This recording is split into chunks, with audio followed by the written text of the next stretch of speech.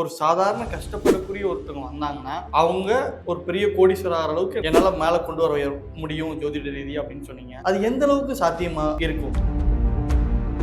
யார் ஜாதகம் சரியில்லையோ அந்த ஜாதகத்தை நாங்க பார்ப்போம். 2 வாழ்க்கை இருக்கணும் ஒருத்தனுக்கு. ஒன்று கோடீஸ்வர யோகமா இருக்கணும், இல்ல பிச்சைக்கார யோகமா இருக்கணும். ஜாதகம் இல்லாம உங்ககிட்ட வந்தாங்க அப்படின்னா என்ன பண்ண முடியும்?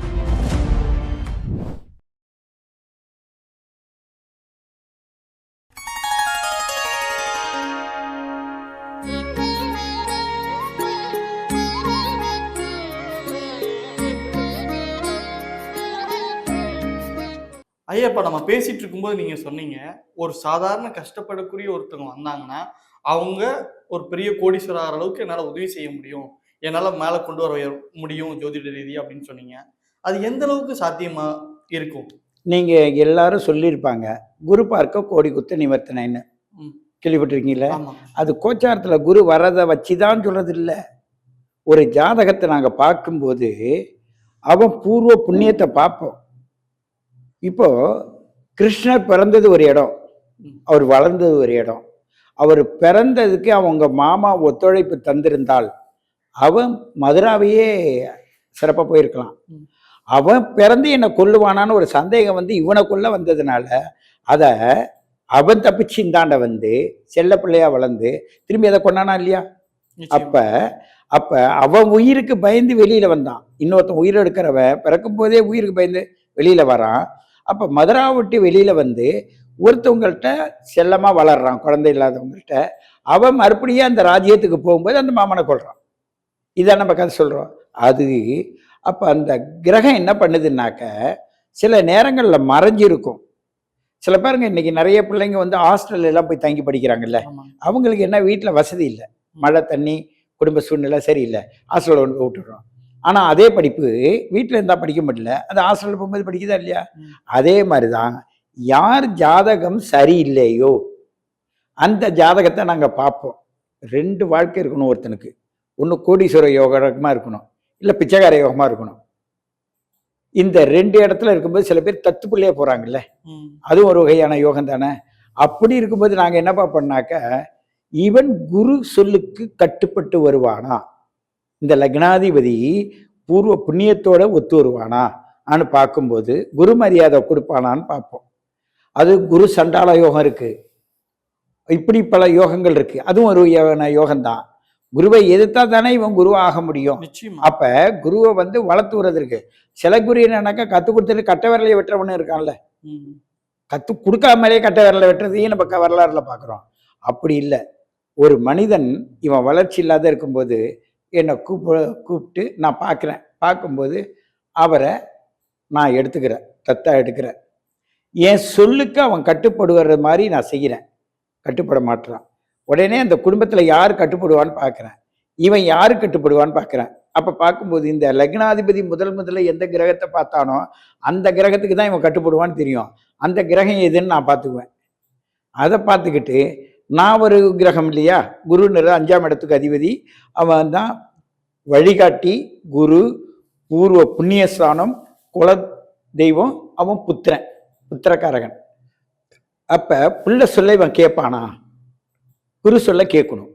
அப்ப இவனுக்கு என்ன பண்ணலாம் ஆன்னு பார்க்கும்போது தற்காலிகமா கேட்பான், நிரந்தரமா கேட்பான்னு அதுல தெரியும்.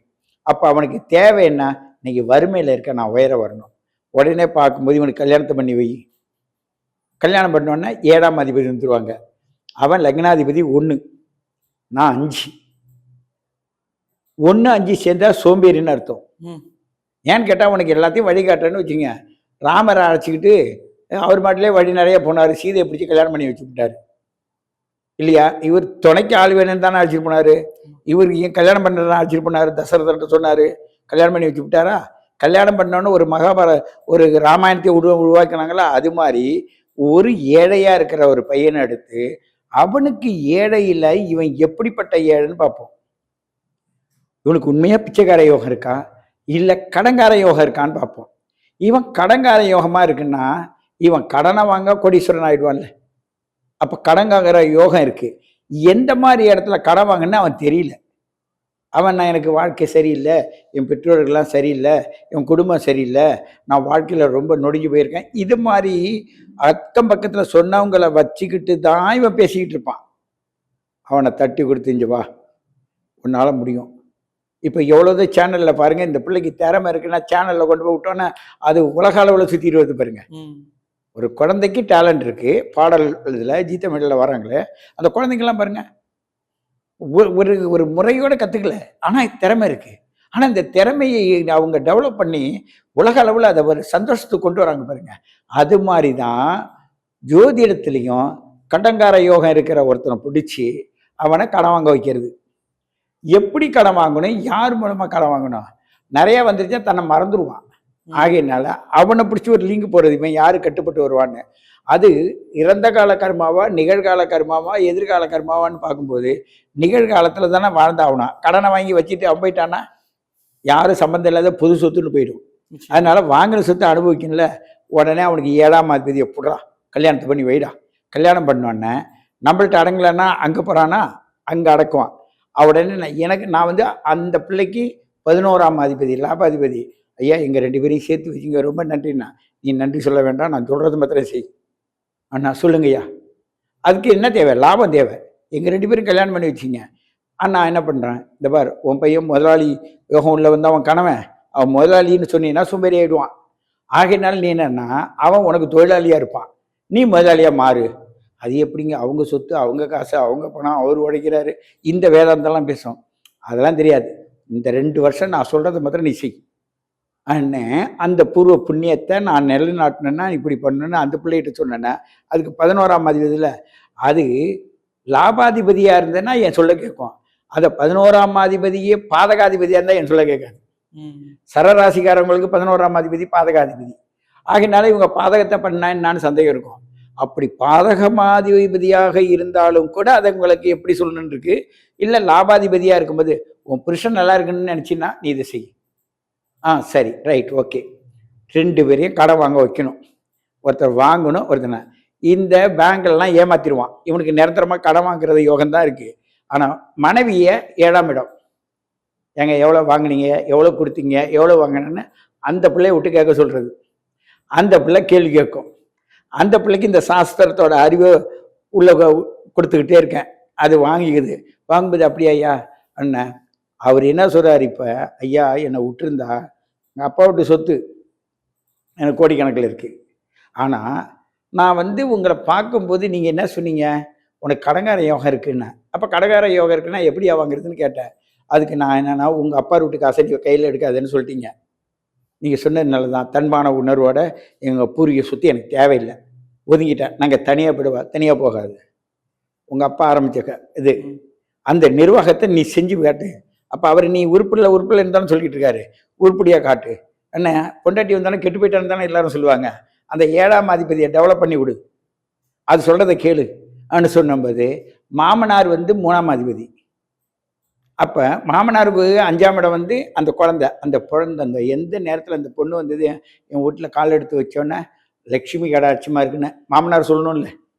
அப்போ அந்த குழந்தைக்கு இது 9ஆம் இடம், இவருக்கு 5ஆம் இடம் பூர்வ புண்ணியம். அந்த பொண்ணு வந்ததே என் குடும்பத்துக்கு பாந்து வந்ததுன்னு சொல்லலாம். இந்த லக்னாதி அந்த பையனுக்கு இவங்க அப்பா வந்து 3ஆம் தைரியஸ்தானம். தைரியம் கொடுக்குறவன் என்ன பண்ணணும்னா, அப்பா நான் செஞ்ச மாதிரி நீ நல்லா டெவலப் ஆவான்னு சொல்ல மாட்டான். நீ என்ன உருப்பிடுவியா அப்படி இப்படின்னு நெகட்டிவ் வார்த்தையாக போட்டுக்கிட்டு இருந்தால் அந்த பையன் எப்படி அவன் இது பண்ணுவான். இவர் காசு கொடுக்கறது போது நம்ம உயிரை வாங்குறான்னு தான் சொல்லுவான். அது மாதிரி அவரை பேச விடாம அந்த பிள்ளையை வச்சு இவனுக்கு லாபத்தை உண்டு பண்ண சொல்லி இவர் சோம்பேறி தனத்தில் இருந்த ஜோதிடர்களை கேட்டிங்கன்னா 1, 5, 9 உன்னோட லக்னாதிபதி இருந்தால் இவன் சோம்பேறி. ஏன்டா பூர்வீக சொத்து இருக்கு, சொத்தை வச்சா வாழ்ந்துக்கிட்டு இருப்பான். அப்படிப்பட்ட யோகத்தில் உள்ளவனை அப்படியே கேந்திராதிபதி யோகமாக மாத்திரனான். ஒரு ஏழை பொண்ணு எடுத்து கல்யாணம் பண்ணி கொடுத்து அதை கேந்திராதிபதியை உடைக்க வச்சு உடைக்கிறதுல பூர்வ புண்ணியத்தினா. அப்போ அவங்க வீட்டில் அவங்க என்ன யார் அவர், யார் பேச்சே கேட்டு கெட்டு போகிறான்னு சொன்னவர் இப்போ யார் அவர் நான் பார்க்கணுன்றாங்க. இப்போ நாங்கள் என்ன டேர்ன் ஓவர் பண்ணுறோன்னாக்க 2.5 லட்ச ரூபா டேர்ன் ஓவர். நான் ஒரு ஜோதிடர், மிஞ்சி பிஞ்சி போனால் எனக்கு 2000 ரூபாய் ஜாதகம் பார்த்தா கொடுப்பாங்க. வெளிநாடாக இருந்தால் 3000 ரூபா கொடுப்பாங்க. அதே நான் என்ன பண்ணுறேன், இப்போ நான் 10 பேருக்கு 20 பேருக்கு பார்க்கணும், 2 பேர் எடுத்துக்கிட்டேன். எனக்கு 25,000 கொடுத்துரு. எனக்கு என்னது காசு வேணும்? எனக்கு சித்தர்களுக்கெல்லாம் சேவை செய்யணும். இப்போ நான் 10 ஜாதகத்துக்காக ஓடி போய் அந்த சித்தர்களுக்கு அன்னதானம் பண்ணிக்கிட்டு இருக்கிறத இந்த ஒரு 2 ஜாதகத்தை எடுத்துக்கிட்டேன். 25,000 கொடுக்குறாங்க. என்கிட்ட கொடுத்த ஒரு மாசத்துல 30 நாள்ல உனக்கு 2,50,000 லட்சம் நான் சம்பாதிச்சு தரேன். அது எப்படி நான் சம்பாதிக்கிறேன்? நான் குரு தானே, பாடம் நடத்துகிறேன்ல. இன்னைக்கு காலையில் ப்ராஜெக்ட் ஒர்க் என்ன, உனக்கு இந்த பிஸ்னஸ் நடக்கணும், நீ நேரம் போய் பாரு. அதை நேராக இவன்ட்ட சொல்ல மாட்டேன். 1-5 சேர்ந்துன்னா நான் பாட்டேன், அவன் பேரன். அப்போ என்னென்னா என்னை ஏமாத்திடுவான். போன ஜென்மத்தில் ஏமாந்ததுனால தான் அவன் இப்போ வந்திருக்கான். பூர்வீக சொத்து அடிக்கிறதுக்காக வந்திருக்கான். இவனை என்ன பண்ணோன்னா அப்படியே மனைவி ஸ்தானம் 7ஆம் அதிபதி வரவு ஸ்தானத்தில் போய் பிடிப்பேன். அதுக்கு இன்க்ரீஸ் பண்ணி விட்டோன்னா அது என்னன்னா அதுக்கு 7ஆம் அதிபதி இவனை என்னங்க ஆச்சு ஐயா வந்தால் ஏதாவது சொல்லுவார் என்ன, இல்லைம்மா நான் இது பண்ணியிருக்கேன். அப்போ அது கட்டுப்படுறான். அப்போ பார்ட்னர் அவங்க 7ஆம் அதிபதி பார்ட்னர், பிஸ்னஸ் பார்ட்னர். அப்படி நாங்கள் அந்த ஜாதகத்தையே என்ன பண்ணிட்டேன்னாக்க அப்படியே ஒரு ஃபேமிலி ஆக்கிட்டேன். அப்படி கடங்கார யோகத்தையே லாபம். அந்த கடன் வாங்கினா அந்த பொண்ணுக்கு பிடிக்காது. இவனுக்கு கடங்கார யோகம் இருக்கு, அது காசை சம்பாதிக்குது, கடன் அடைக்குது. எப்படிப்பட்ட கால்குலேஷன் பாருங்க. இப்படி தாங்க ஐயா நான் ஏழையா இருந்தாலும் கடங்கார யோகம் உள்ளவன ஒரு நல்ல ஒரு அந்த பொன் மூலமாக கடன் இல்லாத தடுக்கிற ஒரு யுக்தியை கையாளுறையா. ஓகே, இது மூலியமா தான் நம்ம ஒரு ஜாதக ரீதியா அணுகிறோம். ஆமா. இப்போ ஜாதகம் இல்லாம உங்ககிட்ட வந்தாங்க அப்படின்னா என்ன பண்ண முடியும்? இப்ப ஜாதகமே இல்ல, ஒண்ணுமே இல்ல, அவங்க வராங்க. நாங்க என்ன பண்ணுவோம்னா சாமுத்திரிகா லட்சணம் இருக்கு. வலது கண் சூரியன், இடது கண் சந்திரன். இவன் 1.5 கண்ணா பார்க்குறானா, மேல் பார்வை பார்க்குறானா, சூரிய பார்வை பார்க்குறானா, சந்திர பார்வை பார்க்குறானா, செவ்வாய் பார்வை பார்க்குறானான்னு இந்த 9 கிரகத்தில் உன்னோட பார்வை எது, உனக்கு வரவு என்ன, உனக்கு செலவு என்னன்னு பார்ப்போம். உன்னோட பேச்சு 2ஆம் இடம் வாக்கு, உன் வாக்குலேருந்து பார்ப்போம். சாமி எங்கே போனாலும் வேலை கிடைக்கல. சரி என்னப்பா படிச்சிருக்க? நான் 2 டிகிரி வாங்கியிருக்கேன். சரிப்பா 2 டிகிரி வாங்கின நீ ஏன் 1 டிகிரிக்குள்ள வேலை கூட வாங்க முடியல? காரணம் என்ன?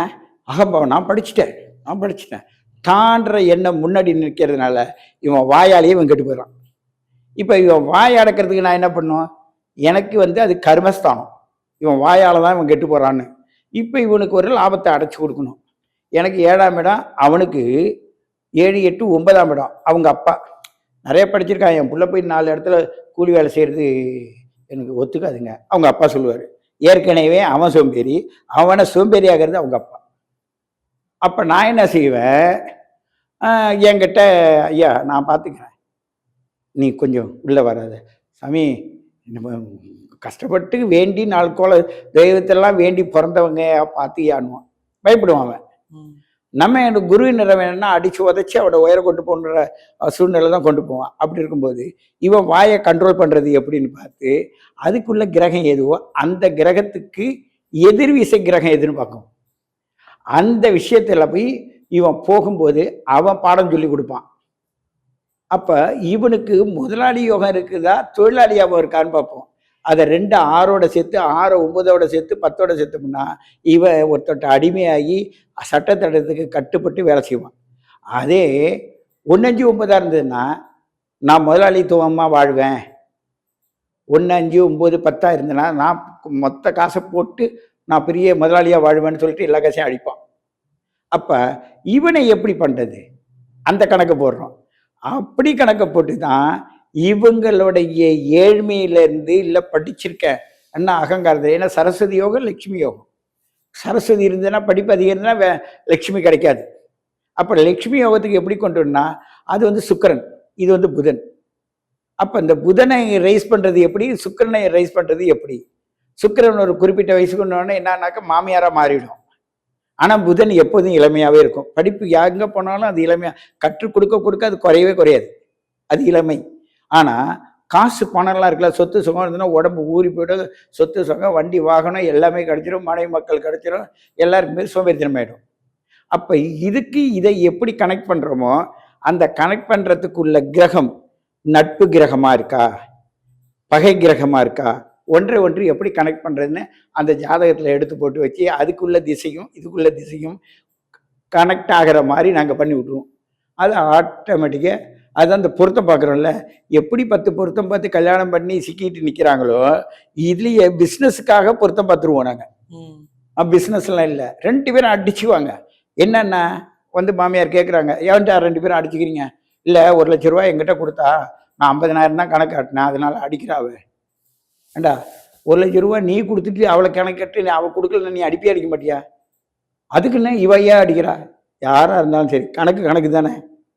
எங்கடா 50,000? தெரியல, வாங்குன்ட்டு போவாங்க.